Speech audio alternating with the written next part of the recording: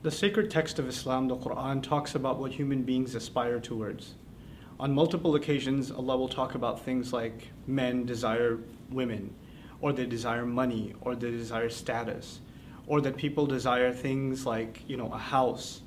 So people work towards these things because they have strong urges towards them. Even today, young people might want to finish a degree, or might want to get ahead in their career, or might want to start a relationship that they're longing for. All of these things are always going to be there. They've always been there. There's a modern manifestation of them today, and there's an older, pre-modern manifestation of them before. But the Quran is also very interesting in declaring that all of these things are not actually goals. So if someone's working out because they want to look a certain way, or somebody's working really hard towards getting together with this other person, or they're working towards making X amount of money, that all of those things are actually not goals. They are a means to a larger end. And that end, dictates all of these minor milestones that we achieve in life. That this life is actually not about acquiring physical things or, physical pleasures even. This life is about attaining purpose. And purpose is found when you live not only to better yourself, but to better the things around you. And so Islam is about submitting yourself to the will of Allah, to the will of God, so that you can prepare yourself for eternal joy. And in doing so, you don't deny yourself the pleasures of this world. You still get to enjoy this life.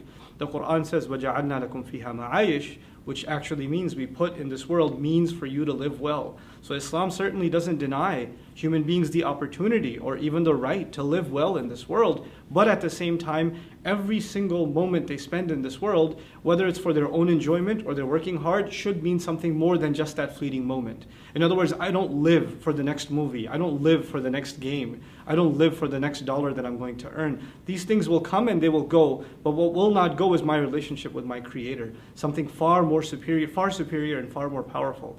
So Islam is really at the core of it asking you and me to find true purpose in our lives, and that purpose will be to find the one who made us and then see how he wants us to live our lives.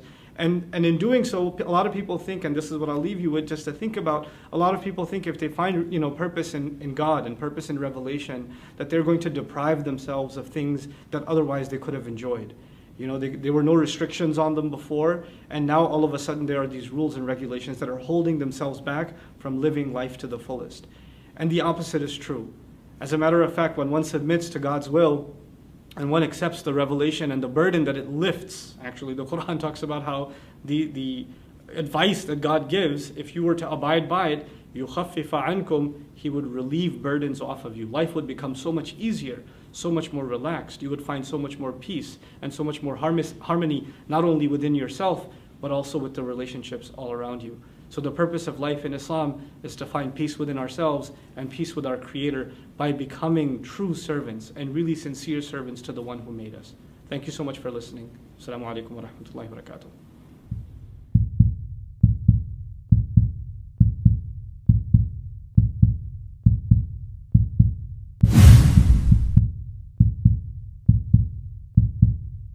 وما خلقت الجن والإنس إلا ليعبدون